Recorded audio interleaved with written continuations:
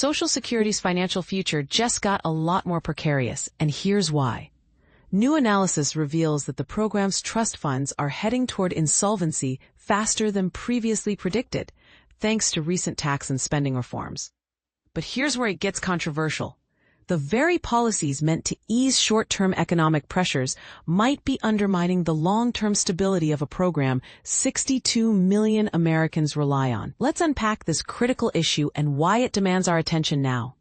The Office of the Chief Actuary for Social Security recently confirmed a troubling shift in the timeline for the program's insolvency.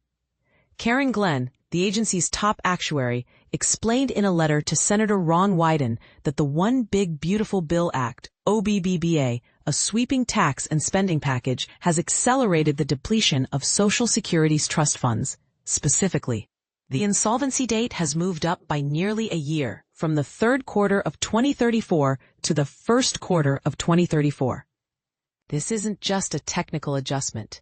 It's a stark warning that policymakers have less time than ever to act. What's driving this acceleration? A mix of tax cuts and changes to deductions. Permanent reductions in income tax rates, coupled with temporary boosts to standard deductions for seniors, have created a funding gap. Over the next decade alone, these changes are projected to add $168.6 billion in net costs to Social Security's OASDI trust funds, which cover retirement, survivor, and disability benefits. And this isn't just about numbers, it's about real people. The Congressional Research and Fiscal Board, CRFB, estimates that by 2032, beneficiaries could face automatic 24% benefit cuts unless Congress intervenes. Let's put this into perspective. For a dual-income couple with a medium household income retiring in 2033, a 24% cut would mean losing $18,100 annually, or $1,509 each month. Single-income couples at the same income level would see $13,600 in annual benefits vanish. High-income households would fare even worse, with dual-income couples facing $24,000 in cuts and single-income couples losing $18,000. These aren't hypothetical scenarios. They're looming realities if no action is taken. And this is the part most people miss. The problem isn't just about the next few years. Long-range projections show the actuarial balance of the OASDI trust funds worsening from negative 3.82% to negative 3.98%. A seemingly small shift that masks a deeper crisis. As expenses continue to outpace revenues, benefit cuts could balloon to over 30% by 2099. The math is clear. Without reforms, the system's financial health will deteriorate steadily, leaving future retirees in a far more vulnerable position. So why is this issue so politically contentious?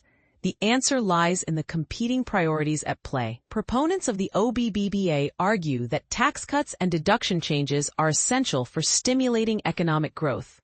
Critics, however, warn that these measures come at a steep cost to Social Security's sustainability. The question remains, should tax reforms prioritize short-term savings over long-term program stability? And what responsibility do lawmakers have to address this crisis when they repeatedly pledged not to touch Social Security benefits? The stakes couldn't be higher.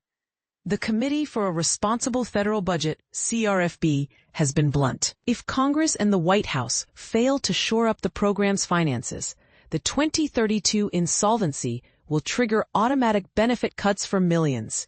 Yet, many policymakers remain silent, leaving Americans to wonder whether they're truly committed to protecting this vital safety net. As younger generations increasingly lose faith in the system, the pressure to act is mounting. Will lawmakers rise to the challenge or pass the burden to future retirees? Share your thoughts in the comments. Do you believe the OBBA's tax changes were worth the risk to Social Security's future? What solutions should Congress prioritize to prevent insolvency?